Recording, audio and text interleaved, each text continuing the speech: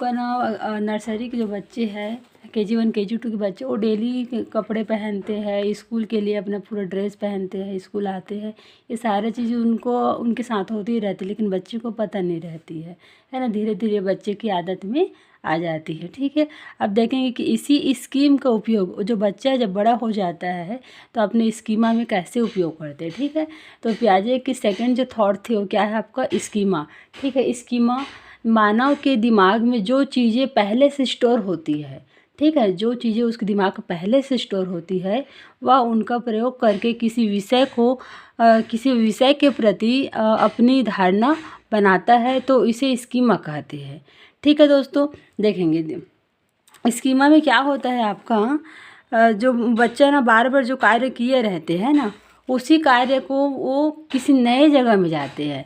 जैसे कि आप किसी बच्चे को जोड़ घटाव अगर सिखाए रहोगे ना, तो ये इसको 1 बोलता है, इसको 2 बोलते हैं, इसको 3 बोलते हैं, ऐसे करके हम लोग नंबर सिखाते हैं ना, गिनती को।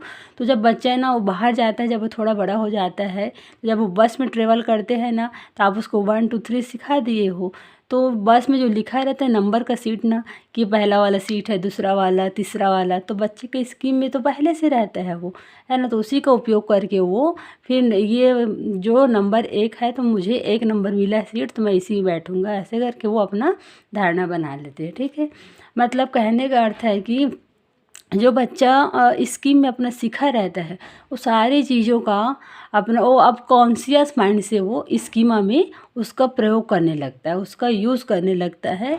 तो ये आपको बेनिफिट मिलती है अगर बच्चे को आप ना बचपन में जो जितना ज़्यादा चीज़ आप उसको अच्छी चीज़ सिखाओगे ना, वो सारी चीज़ को वो थोड़ा जब से बड़ा हो जाएगा तो अपना स्कीमा में, अपने व्यवहार में, अपने डेली रूटीन में फिर वो उस चीज़ को लाएगा, और जहाँ जहाँ जाएगा बाहर में अपना जीवन यापन करने के लिए, तो सारा चीज़ का वो उपयोग करेगा। जैसे किसी मंदिर को देख लेगा, है ना, तो घर में तो पूजा पाठ करता है ना, बचपन से करते आ रहे हैं, तो किसी मंदिर को देखेगा तो मंदिर में जो जा कर के थोड़ी देर रुक करके प्रणाम करेगा भगवान जी को, है ना। तो ये सारा चीज़ आपका स्कीमा में होती है। ठीक है, अब तीसरा है आपका क्या, अनुकूलन एडेप्टेशन, इसको इंग्लिश में क्या बोलते हैं, एडेप्टेशन।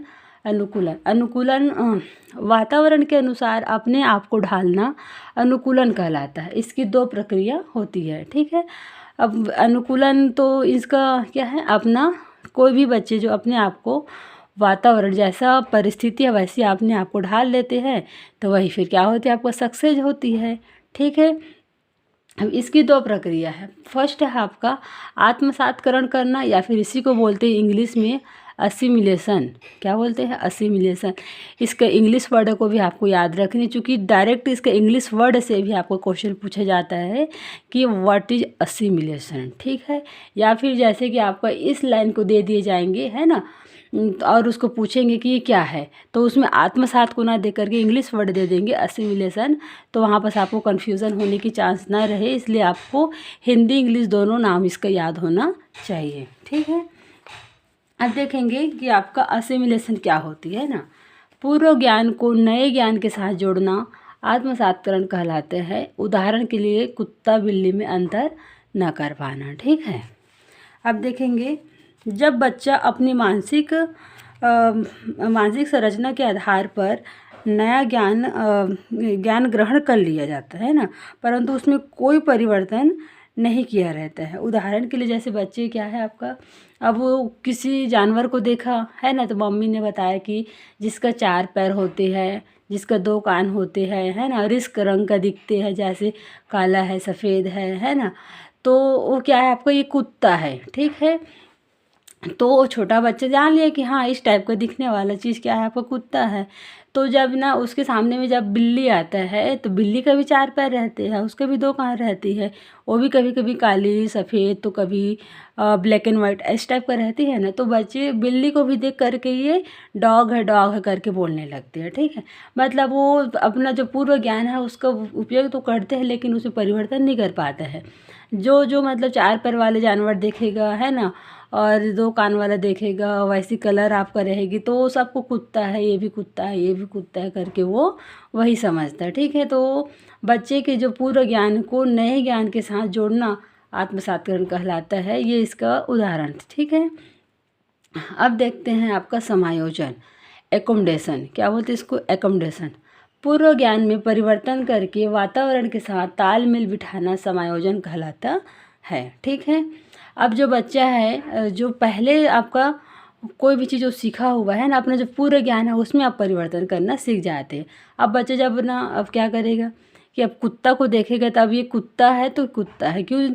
अब उसके जो दिमाग में ना जो पूर्व ज्ञान था उसमें परिवर्तन कर लेगा कि नहीं, 4 पैर वाले और 2 कान वाले और जो भौं भौं करते हैं, है ना, वो क्या है, आपका कुत्ता है। और जो म्याऊं म्याऊं करते हो क्या है, आपका बिल्ली है। और जो बाँ बाँ ऐसे करके बोलते हो क्या है, आपका गाय है। ठीक है। तो इस तरह से जो बच्चे हैं ना, अब अपने पूर्व ज्ञान में परिवर्तन कर लेते हैं और क्या करते हैं, अब वो समायोजन अपने आप में प्राप्त कर लेते हैं। ठीक है। देखते हैं साम्य धारण या फिर संतुलन,